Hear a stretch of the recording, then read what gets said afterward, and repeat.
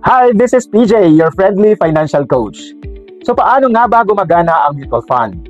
Simple lang. Mag-i-invest ka ng kahit maliit na halaga, let's say 1,000 pesos. Yung pera mo, pagsasama-samahin kasama ng pera ng ibang investors. Then, ang professional fund manager ang bahala mag-invest nito sa stocks, bonds, or a mix of both. Pag kumita ang fund, hati-hati ang kita depende sa kung magkano ang share mo. Example, kung 1,000 pesos ang ininvest mo sa isang fund worth 10 million pesos, meron kang 0.01% share sa buong fund. Kapag kumita ng 10% ang fund, kikita ka rin ng 10% sa 1,000 pesos mo.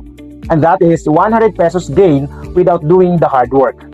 Best part, passive income. Hindi mo kailangang bantayan araw-araw. Diversified. Hindi lang isang investment ang tinatakbo ng pera mo. Legal at safe. Regulated ito ng SEC or Securities and Exchange Commission, kaya legit at protected ang pera mo.